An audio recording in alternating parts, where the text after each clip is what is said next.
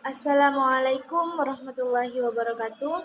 Alhamdulillahirabbil alamin wassalatu wassalamu ala asrofil anbiya'i wal mursalin sayyidina Muhammadin wa ala alihi wa sahbihi ajmain amma ba'du. Yang saya takwimi Ketua Yayasan Pesantren Zainul Hasan Linggong, Kiai Haji Muhammad Hasan Mutawakil Allah SHMM. Yang saya takwimi Bapak Rektor Universitas Islam Zainul Hasan Genggong, Bapak Abdul Aziz Wahab BAMAG, dan Bapak dosen pengapu yakni Bapak Imam Syafi'i. Baik, berikut adalah hasil review dari jurnal yang berjudul Status Nasab Anak dari Hasil Zina, Perspektif Hadis dan Kontekstualisasinya dalam Kompilasi Hukum Islam. Yang pertama, judul jurnal.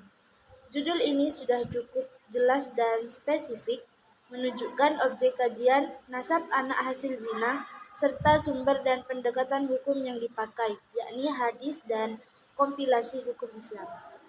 Yang kedua, di sini ada latar belakang. Penulis memaparkan kondisi sosial yang menjadi alasan penelitian serta pengaruh negatif teknologi. Maraknya pergaulan bebas di kalangan remaja dan kasus anak hasil hubungan di luar nikah yang seringkali mendapatkan stigma buruk dalam masyarakat. Penjelasan latar belakang cukup kuat dan relevan, menyoroti fenomena sosial serta urgensi memahami kedudukan anak hasil zina secara hukum Islam, khususnya dalam konteks hadis dan kompilasi hukum Islam. Yang ketiga, tujuan penelitian, mengetahui status nasab anak dari hasil zina dalam hadis-hadis Nabi, mengetahui kontekstualisasi nasab anak dari hasil zina dalam kompilasi hukum Islam.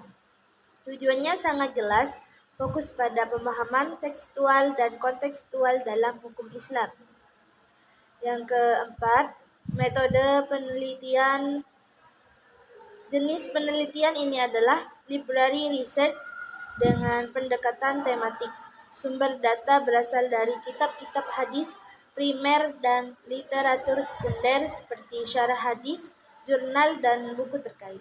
Pengumpulan data dilakukan melalui studi pustaka, klasifikasi data, seleksi dan interpretasi, analisis data dan dilakukan dengan metode Yusuf Kordowi, kontekstualisasi hadis, menghimpun hadis-hadis serupa hingga pemaknaan istilah, dan metodologi ini sudah cukup tepat untuk jenis kajian hukum hadis seperti ini.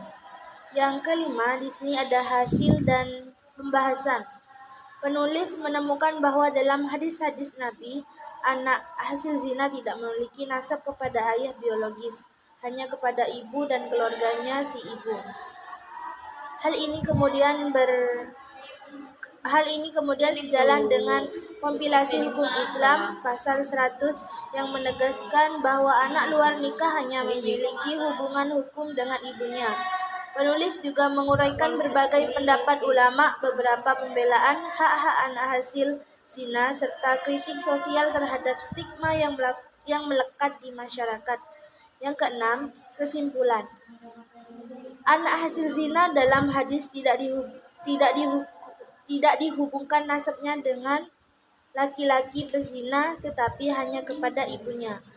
Yang kedua, dalam kompilasi hukum Islam, status hukum anak hasil zina juga hanya berhubungan dengan ibu dan keluarganya, tanpa hak waris, nafkah, dan perwalian dari pihak ayah biologis.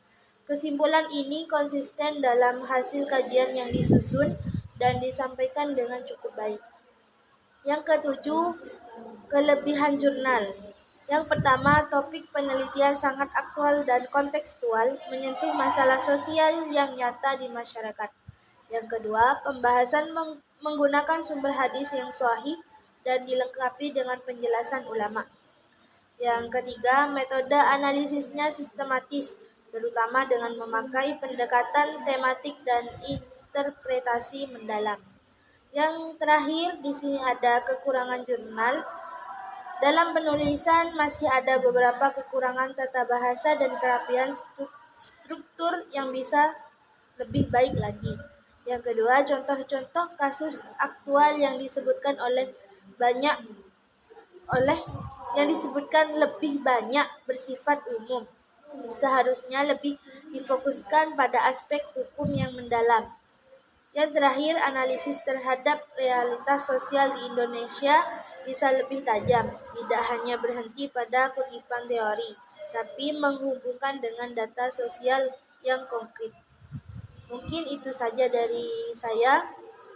Kurang lebihnya mohon maaf. Wassalamualaikum warahmatullahi wabarakatuh.